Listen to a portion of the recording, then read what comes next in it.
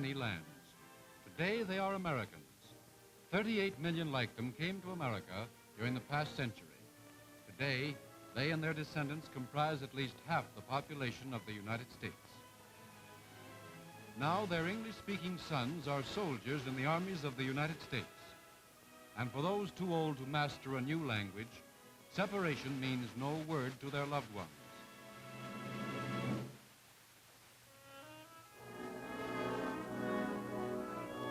And so, beginning in New York City schoolrooms, citizens who understand the helplessness of these loyal Americans volunteer to write letters to the sons fighting overseas.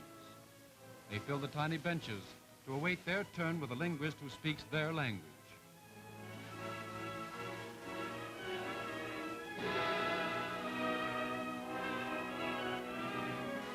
A woman originated the idea, and with the help of the schools and civilian defense groups, the plan is working wonders. They are told, if you can't express yourself in English, tell us in your own language. We will translate and write your letters so that news from home may reach your sons.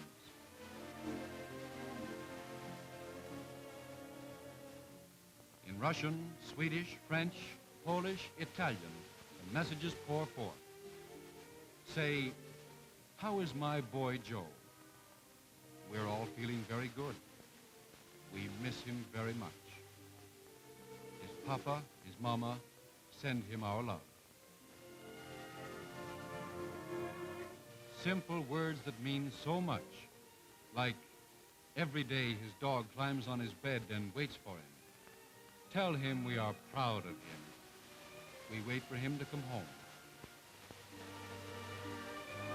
It may all seem a small part of the war effort, but to these fathers and mothers and their soldier sons, it means much more than can be told.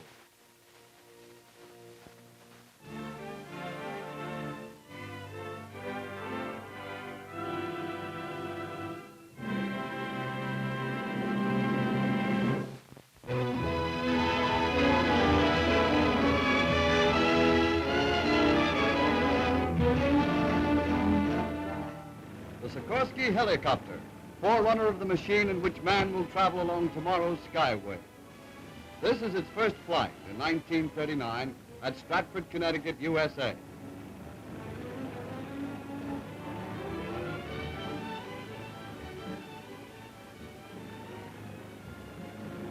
And here is its famous designer, Igor Sikorsky, an American of Russian birth. Today's helicopter is the product of many inventors, he says. Leonardo da Vinci sketched the first lifting air screw. It worked on the same principle as this child's toy. Sikorsky has been experimenting for 25 years and has finally succeeded in designing a practical machine. Here's a late model, equally at home in the air, on land, and on the sea. A fuselage on pontoons, sustained by a whirling windmill. These rotor blades overhead are the secret. Their constantly changing pitch controls the flight. The helicopter follows their tilt, forwards, backwards, or sideways.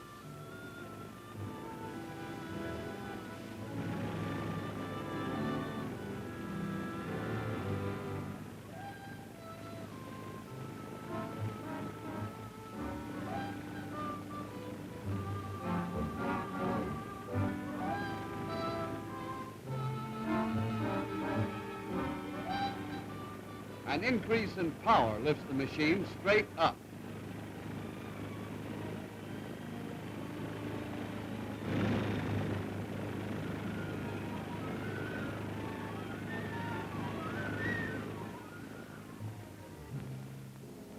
Stunt flying made safe and easy.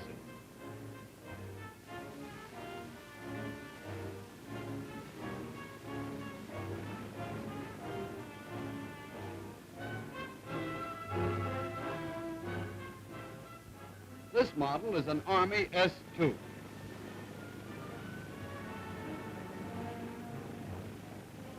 Perfect control.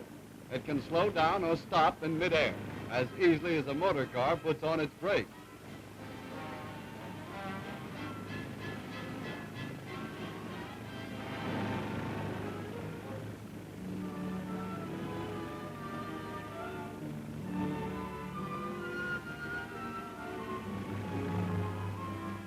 Everybody asks, but what happens if the motor stops? Well, let's see. The pilot turns off the motor. The helicopter does not fall because the rotor continues to turn as the machine glides forward.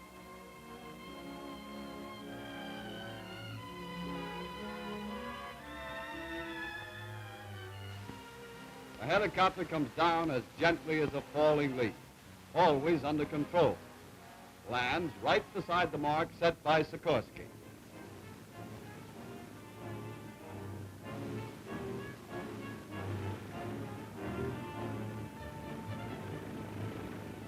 The helicopter does not need a landing field. It can lower itself into a 20-foot space between parked motor cars, or onto a rooftop, or into a small backyard.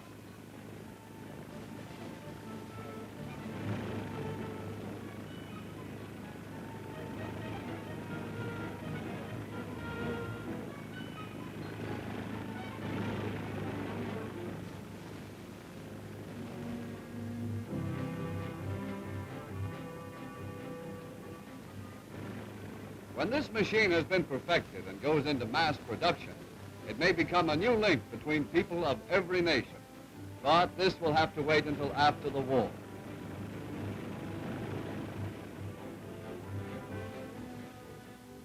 Out on the sea, a moving tanker turns out to be an adequate landing place for a helicopter.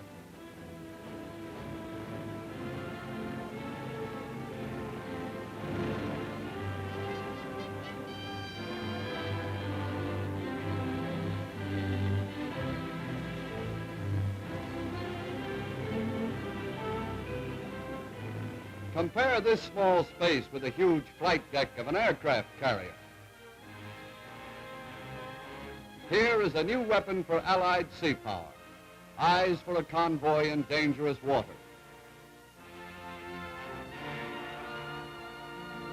One more weapon to keep the sea lanes clear between the United Nations.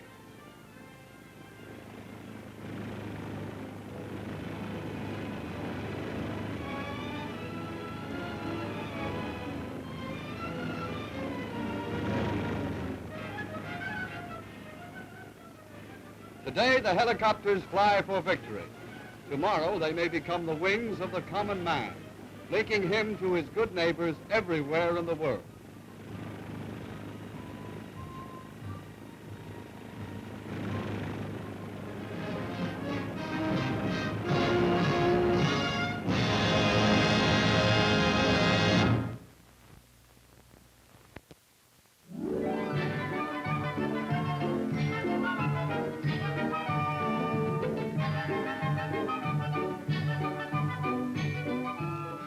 This is me before I joined the Army.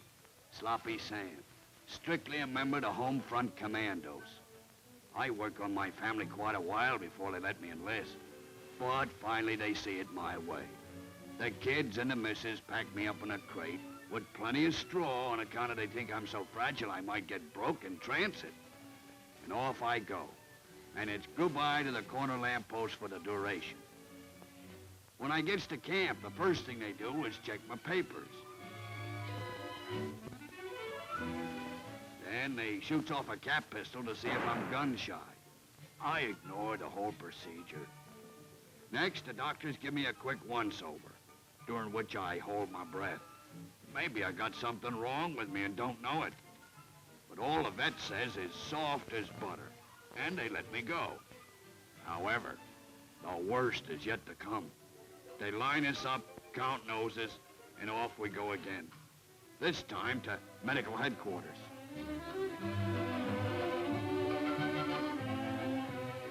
The medicos check us for weight, heart, lungs, teeth, tonsils, and we get a shot in the arm.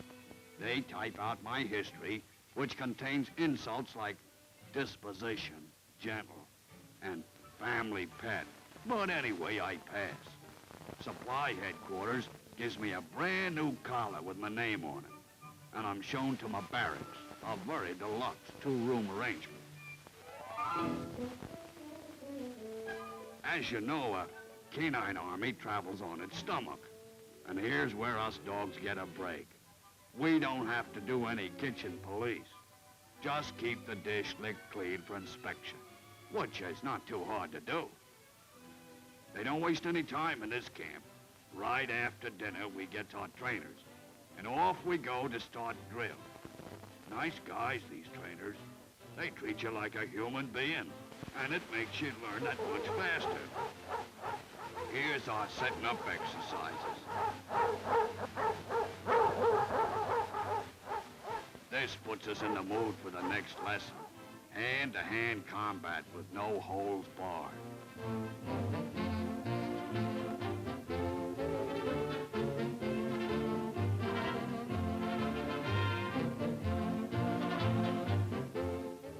Now for some tricky stuff. The obstacle course. This stuff isn't easy, but we have to know it. One day, we'll be jumping over barricades in the front lines. The machine gun bullets will be whining around our ears as we go through the barbed wire. Of course, you don't learn to do this in 24 hours. Most of us look like this friend of mine when we first started. Kinda awkward, ain't he?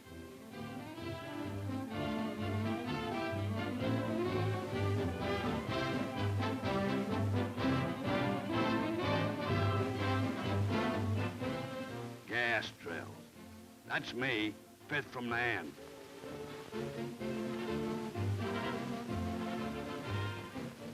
And here I am getting my final exam in basic training. There's an enemy hidden somewhere, and I'm supposed to spot it. Yeah, there he is. Way over there in the bushes. How do I do it? With the nostrils, my friend.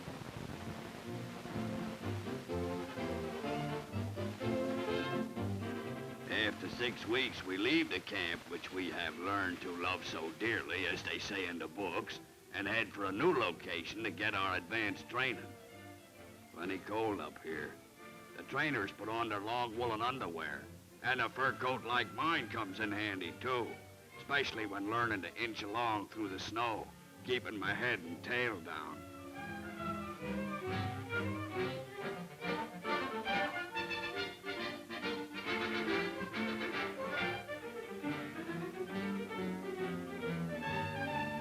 They teach us plenty of signal work, too. Not a bad idea when the enemy's pretty close and you don't want them to know where you are.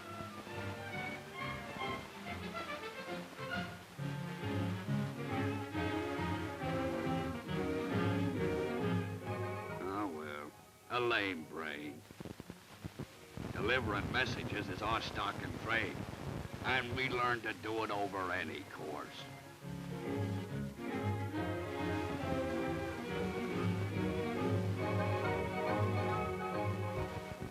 When our training is over, we're sent in all directions.